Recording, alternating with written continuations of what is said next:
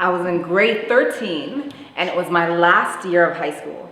And right before Christmas break, I just received the best news I could have ever heard.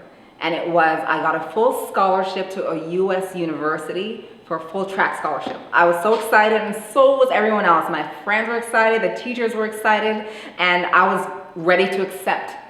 Now let me tell you what happened when I came back after Christmas break. I found out that I was pregnant. And at that time I had to make a decision whether I was gonna have my child or take the scholarship. And I decided to have my daughter. But what happened is this. When everyone found out I was pregnant, I lost friends. I lost the faith of teachers. I lost the support of family. People who were talking to me once didn't like me anymore. And you know what? I allowed that to consume my mindset. This is my story. I allowed it to consume my mindset. And I was really sick when I was a young person. I was pregnant, so I missed a lot of school. But there was one day I was walking back home, and I said to myself, you know what, Karen? You're only pregnant. You are not diseased, you're not contagious, and you're not dying. You're just pregnant. And you were the same person. You are the same person you were last week, last month, that you are right now. You're just pregnant. So I went back to school with a totally different mindset, and it said this: words of others do not define me.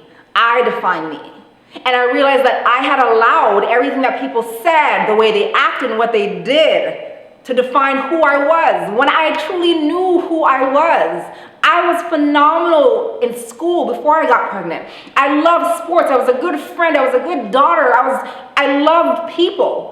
And I was the same person. And pregnant or not, just no matter what they thought, no matter what they believed about me, it didn't matter. What mattered most is what I believed about myself. And that's when I went back to school. I graduated top of the class. I graduated with the President's Award. I was valedictorian that year. And I also received the athletic award. And that time I was pregnant. But all the things that I'd done before in the prior years spoke to who I was as a person, especially when I came back with my head on right and just living the words of others do not define me. And my friends, that's when my speaking career was born. People always ask me, Karen, how do you mean you've been speaking for over 20 years? I was a young mom. I've been speaking for over 20 years. Karen, what do you mean you've been coaching for almost 10 years?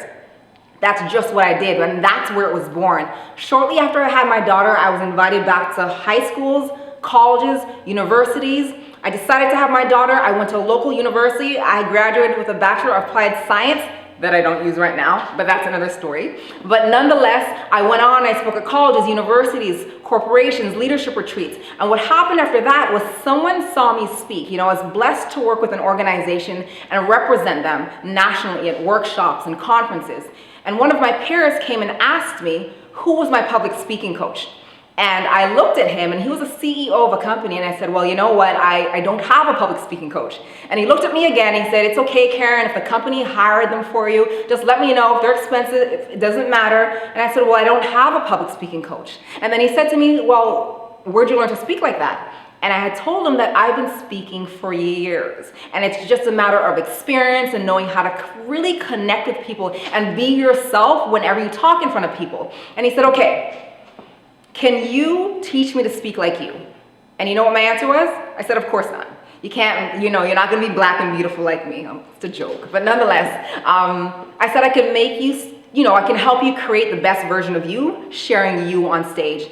And that's what I did. And a lot of the work I do right now, I'm a public speaking coach to a lot of politicians, CEOs, senior leaders, directors, superintendents, and it's based on referral. They see the product of my work and I get called in to do that. My friends, that's my story. When people told me I couldn't do it, I said, watch me. When people told me, you know, stop now, it's not working, I said, well, it's not working in your eyes, but it's working in my eyes. My friends, it's the power of your belief. Words and actions don't define you unless you allow them to. And how often do we allow the words of others to define us?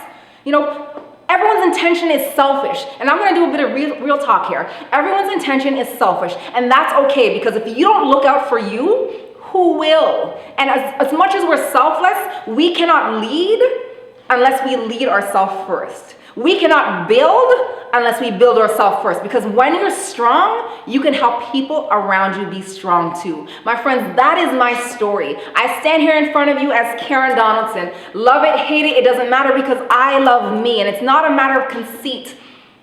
It's a matter of authentic confidence.